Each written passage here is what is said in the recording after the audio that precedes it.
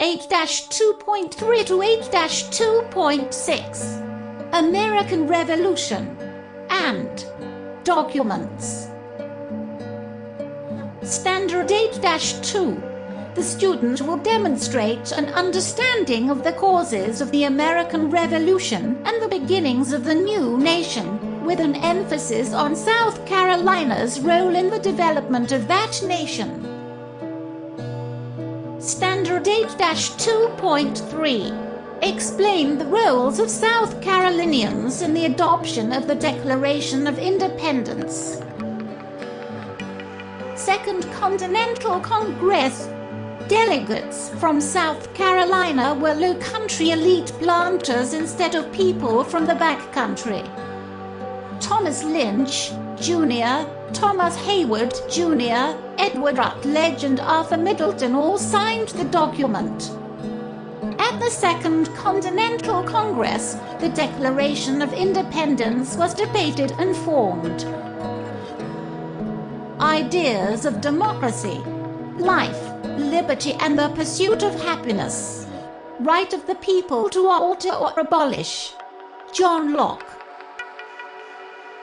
The Declaration, based on the ideas of John Locke that everyone has the natural rights of life, liberty, and the pursuit of happiness, said it was the government's duty to protect the natural rights of the citizens and the people's duty to abolish or alter the government when it fails at doing so.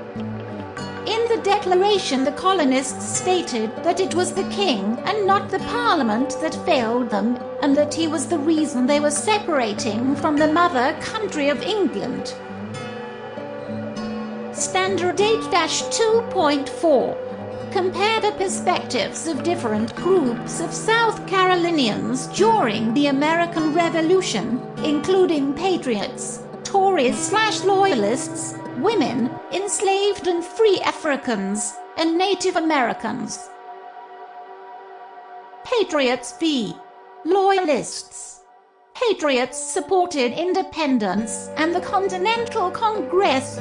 They volunteered to fight against Britain. In South Carolina, that patriots were mostly the low-country elite. Loyalists were those that did not want to separate from the king and England. They either supported Britain or just wanted to be left alone. In South Carolina, Loyalists were mainly the up-country farmers. When the war ended, most of them left America. Women of the war. Some women were patriots, others were loyalists, while some wished to stay out of the war completely. Women managed farms and plantations, while the men were away fighting. Some served as messengers or nurses. Others sacrificed their homes and fortunes. African Americans.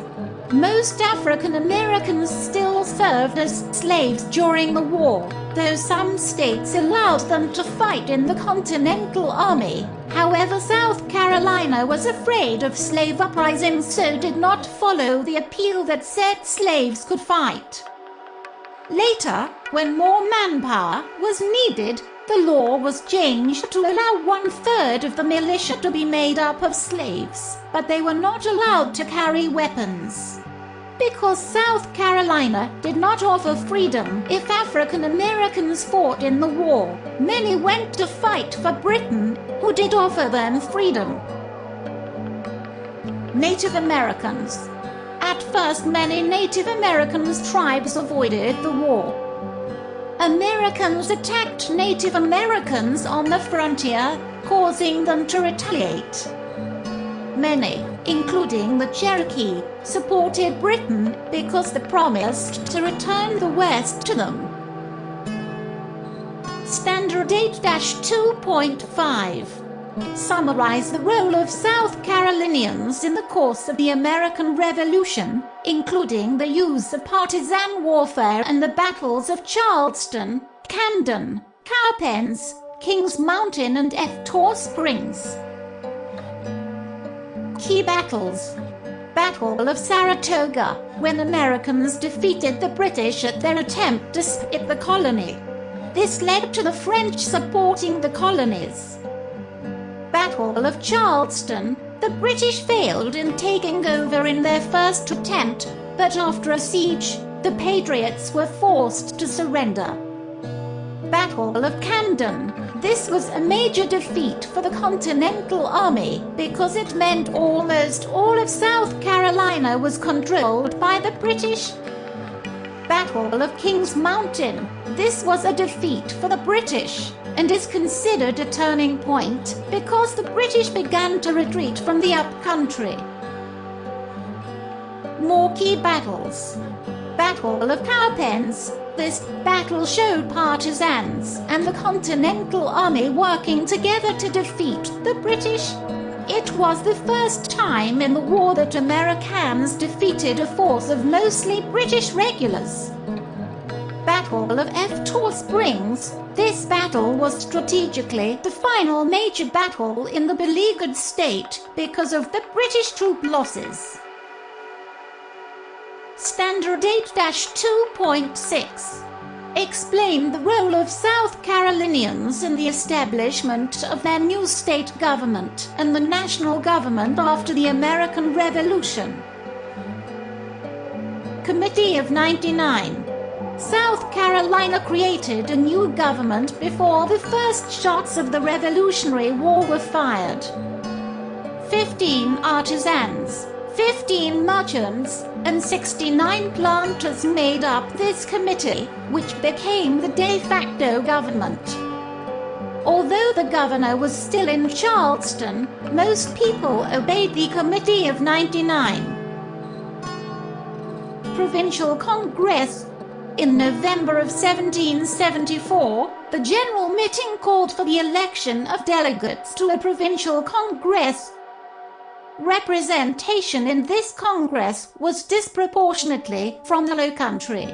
The Provincial Congress raised an army, issued currency, created a committee to enforce non-importation, and commissioned the writing of a constitution. This eventually was approved as the Articles of Confederation.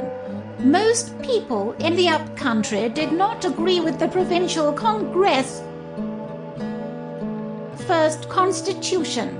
South Carolina wrote its first constitution establishing its independence before the Declaration of Independence was even signed. It was written by the Provincial Congress and was meant to serve as the law until the issues with Britain was solved. The Constitution established two House legislature, the lower elected by the people and the upper elected by the lower house. Both had more low-country reps the upcountry. The president, who was elected by the legislature, had the right to veto laws.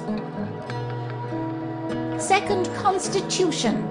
Written after the signing of the Declaration of Independence, small changes were made. President was now called governor. Representation slightly more equally distributed. Church of England was no longer the main, supported Church of South Carolina. Continental Congress.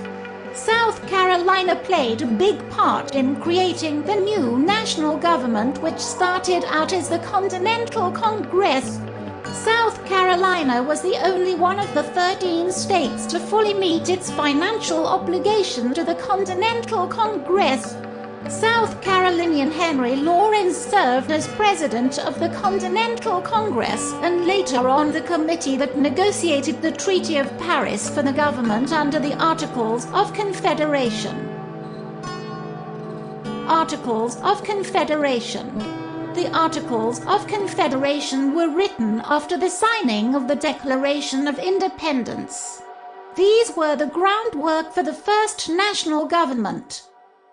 South Carolina ratified this quickly, though other states took longer to agree. The national government was weak under the Articles, so much so that they could not tax the states. This resulted in a lot of debt from the war. Charles Pinckney was an early supporter of a stronger national government. When a backcountry rebellion in Massachusetts, Shays, raised the fear of insurrection, other states called for a meeting in Philadelphia to amend the Articles and strengthen the national government.